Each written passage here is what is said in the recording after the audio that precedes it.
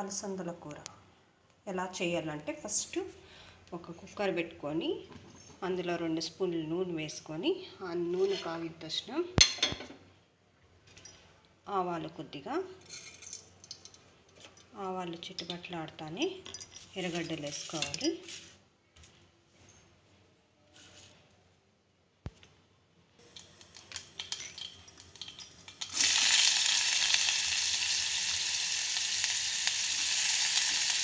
ఎర్రగడ్డలు వేసుకొని ఒక్కరగా వేయించుకోవాలన్నమాట.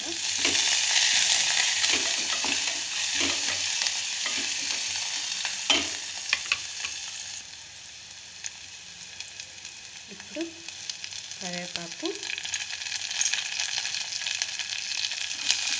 అలసందల కాయలు, నేత అలసందలు కాబట్టి బాగుంటుంది, అన్నానికి చపాతీకి బాగుంటుంది.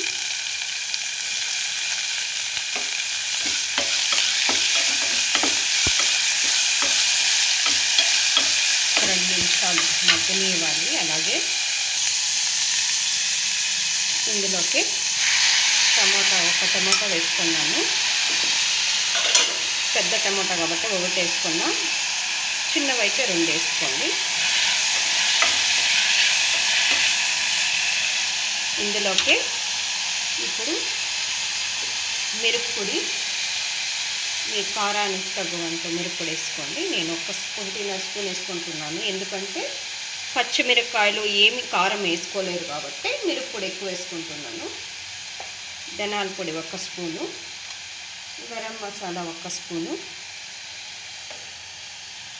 మళ్ళీ పల్లీల పొడి మిక్సీకి వేసుకున్నాను నున్నగా పేస్టు, అది వేసుకొని బాగా కలపెట్టి ఉప్పును వేయాలి ఫ్రెండ్స్. ఇప్పుడు కలబెట్టుకున్నాను చూడండి.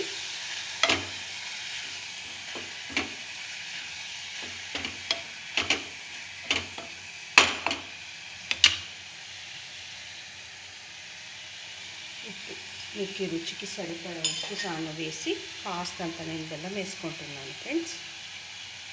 మీకు కావాలంటే వేసుకోవచ్చు, లేకపోతే స్కిప్ చేసేయచ్చు. ఇప్పుడు కాస్తంత నీళ్ళు వేసి ఒక 2 విజిల్ రానియాలి ఫ్రెండ్స్.